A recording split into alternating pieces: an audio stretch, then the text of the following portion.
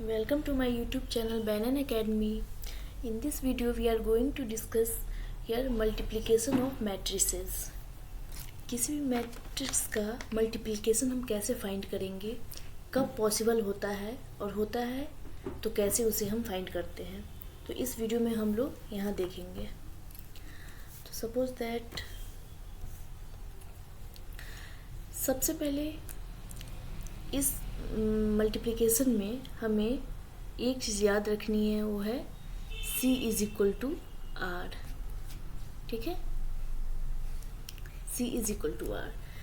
Matrix में हम लोग आते ही रो और कॉलम को हम लोग पढ़ते हैं कि रो और कॉलम क्या होता है। तो सबसे पहले हमें C means column and R means row. ये मुझे जैसे ही मैट्रिक्स का मल्टीप्लिकेशन आएगा माइंड में हमें एक बात याद रखनी है हमेशा के लिए, C is equal to R. Means A का कॉलम, मैट्रिक्स ए का कॉलम और मैट्रिक्स बी का रोज। हमें ध्यान रखना है कि नंबर ऑफ कॉलम ए का हमें क्या देखना है, number of columns of A is equal to number of rows. और बी का रो, ए का कॉलम और बी का रोज दोनों का नंबर अगर इक्वल है तभी मैट्रिक्स मल्टीप्लिकेशन पॉसिबल हो पाएगा, अदरवाइज नहीं होगा। तो हम इसे एग्जांपल से देख लेंगे तो और क्लियर हो जाएगा। लेकिन ये हमेशा के लिए मुझे याद रखना है, C is equal to R याद ही रखना है नंबर ऑफ कॉलम ए का। जैसे सपोज दैट ये इज एनी मैट्रिक्स 1 2 1 and 3 1 2। इस मैट्रिक्स का ऑर्डर क्या हुआ, तो ऑर्डर हम लोग कैसे लिखते हैं, रो बाय कॉलम। तो रो 1 2 3 3 बाई 2, मतलब ये 3 क्या हो गया आपका, ये रो हो गया, नंबर ऑफ रोज 3 है, 1 2 3, और ये 2 क्या है कॉलम, तो 1 2 कॉलम है। ठीक है, ऐसे ही बी का मुझे चेक कर लेना है, 2 2 1 एंड 3 2 1। इसके क्या हो जाएंगे ऑर्डर, 2 इज टू 3। यहाँ रोज कितने हो गया, 1 2, और कॉलम 1 2 एंड 3। तो अब हमें क्या देखना है, क्या मैंने बताया, C is equal to R, मतलब A का नंबर ऑफ कॉलम। तो A का नंबर ऑफ कॉलम कितना है, 1 2, यहाँ मेरा कॉलम है 2, और B का क्या देखना है, रोज। तो B का 1 एंड 2, ये रोज है, नंबर ऑफ रोज 2 है, तो दोनों इक्वल है, दोनों 2 2 है। तो जब तक ये ऑर्डर अगर आपको ना मिले तब तक ये मल्टीप्लिकेशन पॉसिबल नहीं है। यहाँ पर इक्वल दोनों को होना ही होगा। तो ये दोनों जब इक्वल हो जाएंगे तभी हम बोलेंगे कि हाँ मल्टीप्लिकेशन इस मैट्रिक्स का पॉसिबल है। अदरवाइज अगर नहीं हुआ तो हम बोल देंगे पॉसिबल ही नहीं है, फिर उसका हम निकाल ही नहीं पाएंगे। और ये जो बच गया हमारा 3 एंड 3, ये क्या होगा, तो जो भी हमारा रिजल्टेंट मैट्रिक्स आएगा, मीन्स अगर मैट्रिक्स का हम लोग प्रोडक्ट करते हैं तो उसको हम लोग किससे डिनोट करते हैं, A B. Product A and B का क्या हो जाएगा, ए बी। तो ए बी जो हम लोग मल्टीप्लिकेशन करके निकालेंगे, इस ये दोनों का जो मल्टीप्लिकेशन होगा तो रिजल्टेंट मैट्रिक्स आ जाएगा। ये रिजल्टेंट मैट्रिक्स जो हमारा आएगा वो कितने ऑर्डर का आ जाएगा, तो ये जो मेरा 3 एंड ये 3 जो मेरा बच गया था, तो 3/3 का ये रिजल्टेंट मैट्रिक्स मेरा 3 इंटू 3 का आ जाएगा। इसका ऑर्डर ये हो जाएगा। अगर ऑब्जेक्टिव में भी पूछते तो हमें ये माइंड में रखना होगा कि रिजल्टेंट मैट्रिक्स इतने ऑर्डर का आ जाएगा। सपोज कोई भी मैट्रिक्स अगर दे दिया है ए, ठीक है, मैं यहाँ पर ये बताना चाह रही हूँ, ए है, इसमें एलिमेंट चलिए कुछ भी है, अभी मैं डायरेक्ट ऑर्डर बता दे रही हूँ। इसका ऑर्डर अगर हो गया m/n, ठीक है, और बी का हो गया b is equal to, B matrix है उसका ऑर्डर क्या होना चाहिए, n/p। तो हमें क्या सबसे पहले देखना है कि इसके ए के नंबर ऑफ कॉलम, तो ए के नंबर ऑफ कॉलम n आ रहे हैं, बी के नंबर ऑफ रोज, तो पहला रो आएगा फिर कॉलम आएगा, तो बी के नंबर ऑफ रोज, ये दोनों इक्वल आ गया तो पॉसिबल है, इसका मल्टीप्लिकेशन पॉसिबल होगा। और resultant matrix suppose that C है रिजल्टेंट मैट्रिक्स, अगर ये रिजल्टेंट मैट्रिक्स C अगर आएगा तो इसका ऑर्डर क्या हो जाएगा, क्या हम लोग यहाँ पर लिखेंगे, तो ये जो मेरा M और ये जो मेरा P, जो दोनों मतलब दोनों मिडिल वाला जो है, इस दोनों मिडिल वाले इक्वल होंगे तभी पॉसिबल है मल्टीप्लिकेशन, और जो बाहर वाले जो बच गए हैं एम और पी, इस ऑर्डर का मेरा रिजल्टेंट मैट्रिक्स आ जाएगा एम बाई पी। ठीक है, तो मैं यहाँ पर इतना बताई हूँ, आगे मैं इसका एग्जाम्पल लेकर बताऊँगी और डेफिनेशन है तो इससे और क्लियर हो जाएगा। ठीक है, मल्टीप्लिकेशन मैट्रिक्स का क्या होता है, क्या है कि matrix multiplication is done row by column. हमेशा एक चीज़ ये भी आपको बहुत ज़रूरी है याद रखना कि मैट्रिक्स का मल्टीप्लिकेशन हम जब भी निकालेंगे तो कैसे रो बाई कॉलम से चलेगा। मैं एग्जांपल में बता दूंगी अच्छे से, और ये चीज़ जो मैंने पीछे बताया वही है। For the two matrices A M cross N and B N cross P, the multiplication A cross B is possible only if number of columns of A is equal to the number of rows of B. Okay, that is C is equal to R. ठीक है, इसीलिए बोले कि हमेशा multiplication के लिए, matrix multiplication के लिए हमेशा माइंड में हमें हमेशा रखना ही है C is equal to are.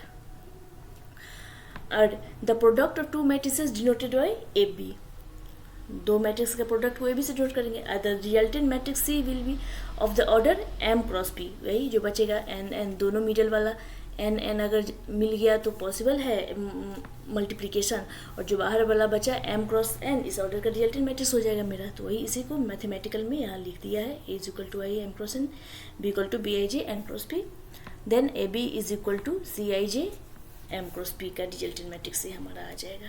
Okay, next suppose that A is equal to A one one, क्योंकि हम किसी मैट्रिक्स को ऐसे ही डिनोट करते हैं A one one, A one two, A two one, A two two, ये कितने ऑर्डर का है, टू क्रॉस टू ऑर्डर का। और बी मेरा बी जो मैट्रिक्स है ये भी टू क्रॉस टू ऑर्डर का, ये तो स्क्वायर मैट्रिक्स है तो इसमें तो पॉसिबल हो ही गया। लेकिन यहाँ पर मुझे देख लेना है कि ये भी टू है, नंबर ऑफ कॉलम्स टू, और बी का number of rows two cross two है तो ये पॉसिबल है। तो यही हमारा A B is equal to, पहले इसको लिखने का है, कभी भी एग्जामिनेशन में लिखे तो सबसे पहले ए बी लिखकर ए को पहले हम लोग यहाँ लिख दें, फिर बी को लिखें। और इसे थोड़ा सा बहुत ही बारीक से करना पड़ता है क्योंकि ये गलती होने का इसमें चांस कुछ ज़्यादा ही हो जाते हैं। तो A B is equal to कैसे लिखेंगे, हमने बताया था पहले क्या कि row by column, matrix multiplication कैसे डन होता है, रो बाय कॉलम। मीन्स क्या है, ए का जो हम लोग पहले तो वो हम लोग देख लेंगे कि पॉसिबल है कि नहीं। ठीक है, अब पॉसिबल हो गया तो इसका मल्टीप्लिकेशन कैसे करें। तो ए का हम रो, इसके रो को उठा लेंगे, इसके पूरे रो के सारे एलिमेंट को उठाकर और क्या करेंगे, बी के कॉलम पर हम लोग डाल देंगे। ठीक है, रो को उठा के बी के कॉलम पर डाल देंगे तो उसका मल्टीप्लिकेशन हो जाएगा, मतलब कॉरस्पॉन्डिंग एलिमेंट के साथ हो जाएगा। ए वन वन का किसके साथ हो जाएगा, बी वन वन के साथ, और ए वन टू का बी टू टू के साथ, और A one one B one one, B इस दोनों के बीच में क्या आ जाएगा, plus A one two into B two one, यहीं पर यहाँ दिखाया है A one one B one one plus A one two into B two two. फिर क्या होगा, इसके कॉलम को, मतलब पहले हम लोग इसी कॉलम का काम कर रहे हैं तो इसी कॉलम की बात करेंगे, इस पूरे कॉलम को मतलब इस रो को उठाया इस कॉलम पर तो ये इसके साथ आ गया, फिर ये इसके साथ, अब ये इसका काम तो कंप्लीट हो गया, अब ये कहाँ पर आएगा, इसके साथ आ जाएगा। तो A two one into B one one, इस दोनों के बीच में क्या होगा, प्लस फिर A two two B two one के साथ। ठीक है, इसका काम हो गया। अब नेक्स्ट हमें इस कॉलम का काम करना है, इस कॉलम का काम अब करना है।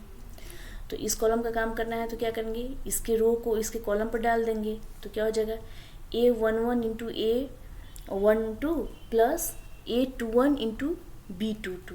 ठीक है, फिर इस रो का काम कंप्लीट। तो अब इस रो के साथ होगा तो इस रो को उठाकर इसके कॉलम पर डाल देंगे तो क्या हो जाएगा, A two one into B one two plus A two two into B two two. Multiplication दोनों का करके बीच में क्या हो जाता है, प्लस हो जाता है। ये प्रोसेस है हमारा मल्टीप्लिकेशन करने का।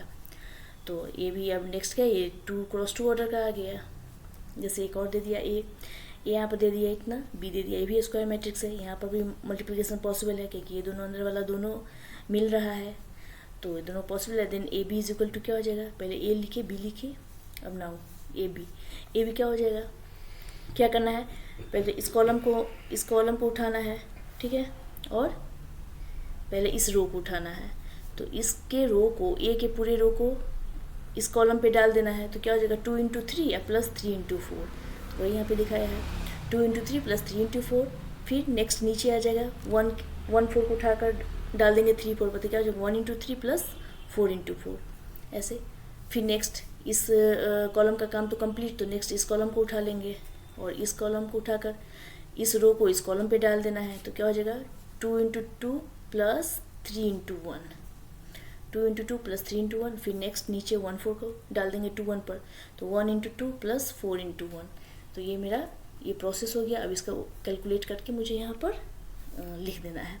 तो क्या हो जाएगा ये मैट्रिक्स 3 इंटू 2 6 प्लस 7 4 नहीं सॉरी 4 3 12 12 एंड 6 ऐड कर देने के बाद क्या हो जाएगा 18 18। Now 3 plus 16 19। यहाँ पे 2 इंटू 2 4 4 प्लस 3 7 और 2 प्लस 4 6। कैलकुलेट करके this is our final answer. ठीक है, तो प्रोसेस यही है। कोई भी किसी भी ऑर्डर का दे दे तो हमें सबसे पहले चेक कर लेना है कि ये पॉसिबल है कि नहीं। जब पॉसिबल अगर हो जाएगा मल्टीप्लिकेशन तो प्रोसेस हमारा ये है। इसी प्रोसेस करके कोई भी हम लोग क्वेश्चन इसका सॉल्व कर सकते हैं। ओके, नेक्स्ट यहाँ पर आप देख लीजिए, जैसे वो तो स्क्वायर मैट्रिक्स था, अब स्क्वायर मैट्रिक्स नहीं है। अब यहाँ पर हम लोग देख लेते हैं क्या है, क्या हो गया। ए दे दिया है, इसका ऑर्डर क्या है ए का 3:2। ठीक है, इसका रो 3 है, कॉलम कितना है, और मुझे याद क्या रखना है, मैं यहाँ पे लिख देती हूँ C=R। ये मुझे याद रखना है, मतलब ए का नंबर ऑफ कॉलम और बी के रो, और इसका ऑर्डर क्या है 1 2 2/3। रो 2 है और कॉलम 3 है, तो क्या ये दोनों इक्वल है? बिल्कुल इक्वल है। ये 2 और इस 2 दोनों इक्वल है। इसके कॉलम नंबर ऑफ कॉलम 2 है और इसके नंबर ऑफ रोज 2 है, तो बिल्कुल पॉसिबल है। तो now what is AB? AB is equal to, first we need to write here matrix A 2 minus 4 6 and B matrix B 4 2 5 3 and 6 1। This is our matrix B, A and B. तो क्या बताया था हमने process,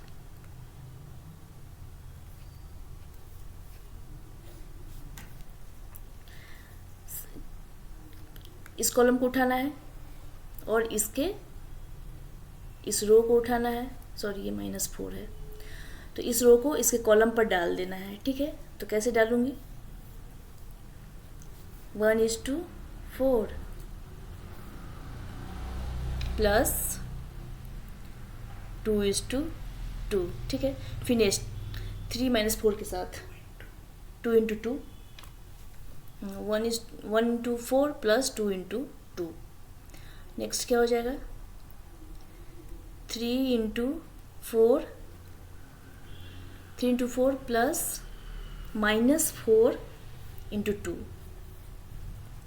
-4 into 2। ठीक है, फिर नीचे 5 6 को इस कॉलम के ऊपर डाल देना है, तो 5 इंटू 4 प्लस 6 इंटू 2। ओके, अब इस कॉलम का काम तो मेरा कंप्लीट हो गया। अब नेक्स्ट 5 3 का इस कॉलम का काम करना है, तो फिर वही प्रोसेस हो जाएगा। इसके रो को इसके कॉलम पर डाल देना है बारी बारी से। 1 इंटू 5 प्लस 2 इंटू 3, फिर नेक्स्ट 3 इंटू 5 प्लस -4 इंटू 3, फिर 5 इंटू 4 सॉरी 5 इंटू 5, क्योंकि मेरा ये कॉलम है ना। 5 इंटू 5 प्लस 6 इंटू 3। इस कॉलम का भी काम कंप्लीट। अब नाउ इस कॉलम पे आएंगे हम लोग, क्या हो जाएगा 1 into 6 plus 2 into 1, 3 into 6 plus -4 into 1, फिर 5 इंटू 6 प्लस 6 इंटू 1। ठीक है, ये हमने कर दिया। अब इसको कैलकुलेट करना है। कैलकुलेट करके यहाँ लिख देना है। और एक चीज़ और ध्यान देना है, जब ये पॉसिबल हो गया मेरा तो अब देखना है कि रिजल्टेंट मैट्रिक्स जो आएगा वो तो दिख ही जाएगा, लेकिन पहले से भी मुझे पता है रिजल्टेंट मैट्रिक्स किस ऑर्डर का आएगा, 3x3 का जो हमारा आने वाला है, तो यहाँ दिख ही रहा है। अब इसको कैलकुलेट करके यहाँ पर जब हम लोग लिखेंगे तो इसका कैलकुलेशन आ जाएगा 8, 11, फिर 6 + 2 8, 4, 3 and 14, 32, 43 and 36। कैलकुलेट करके देख लीजिएगा, इतना ही आएगा। कितने ऑर्डर का आ गया, 3x3। ये मेरा रिजल्टेंट मैट्रिक्स ए बी जो आ गया 3x3 का आ गया, ठीक है। तो ए बी तो हमारा ये आ गया। अब नेक्स्ट हम लोग ये चेक करेंगे, अब बी ए निकाल कर देखेंगे क्या ए बी और बी ए दोनों सेम आता है क्या, तो हमें चेक करके देख लेना है। फिर इसके बाद प्रॉपर्टीज आएगा, वहाँ पर क्लियर हो जाएगा। तो अब मुझे बी ए निकालना है। बी ए निकालने के लिए सबसे पहले B A is equal to, B लिख देती हूँ। बी क्या था, 4, 5, 6, 2, 3, 1। मेरा बी यही है। और ए भी मैं यहाँ पर लिख देती हूँ। ये क्या हो जाएगा, 1, 3, 5, 2 - 4, 2 - 4 and 6 बी ए।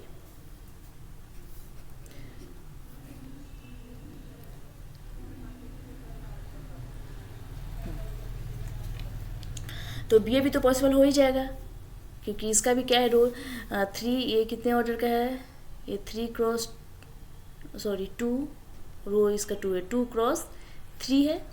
और इसका ऑर्डर क्या हो गया, 1, 2, 3, 3x ये 2 है। तो ये भी पॉसिबल है क्योंकि दोनों सेम है, ठीक है। तो इसे कैसे निकालेंगे, फिर पहले हम इस कॉलम का काम करेंगे बारी बारी से सारे रो के साथ, फिर इस कॉलम का, ठीक है। तो करने के बाद कैसे हम लोग करेंगे, 4 × 1 + 5 × 3, फिर +6 × 5, ओके। फिर इसके साथ 2 × 1 + 3 × 3 + 1 × 5, ओके। इस कॉलम का काम कंप्लीट। अब नेक्स्ट इस कॉलम का काम करेंगे, क्या हो जाएगा, 4 × 2 + 5 × -4 + 6 × 6। फिर नेक्स्ट क्या होगा, 2 × 2 + 3 × -4 + 1 × 6, ओके। अब इसको कैलकुलेट करके लिख दे, क्या हो जाएगा। इसका कैलकुलेशन करने के बाद 49, 16, 24 and -2, दिस इज बी ए। कितने ऑर्डर का ये आ गया, 2x2 ऑर्डर का। तो यहाँ हम लोग क्या देख रहे हैं कि A B does not equal to B A, मतलब ये कॉम्यूटेटिव प्रॉपर्टी होल्ड नहीं करता है मैट्रिक्स मल्टीप्लिकेशन। देखिए ए बी क्या है, 3x3 ऑर्डर का आ गया, और बी ए क्या आ गया, 2 ऑर्डर का आ गया। तो दोनों इक्वल नहीं होते हैं। तो ये कुछ स्पेशल केस होते हैं जिसमें दोनों इक्वल हो भी सकते हैं, कुछ स्पेशल केस में। बट जनरली क्या होता है, in general commutative law matrix multiplication hold नहीं करता है। तो यहाँ पे प्रॉपर्टीज़ है, जैसे हम लोग देख लेते हैं यहाँ पे प्रॉपर्टीज़ क्या है, यही है जो अभी हम लोग प्रूव किए, सेम यही चीज़ है। In general A B not equal to B A, that is commutative property does not hold in matrix multiplication. वही किसी स्पेशल केस के लिए यहाँ पर होल्ड हो सकता है।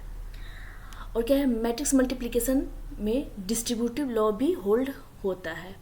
जैसे कि अगर आप कोई मैट्रिक्स ए बी सी दे दिया है, तो अगर पॉसिबल, तो अगर हम पहले b + c निकाल लें और उसको a से मल्टीप्लिकेशन कर दे, या ए बी का पहले मल्टीप्लाई कर ले, फिर AC का कर ले और फिर दोनों को ऐड कर दे, तो रिजल्ट मेरा सेम आएगा। इसमें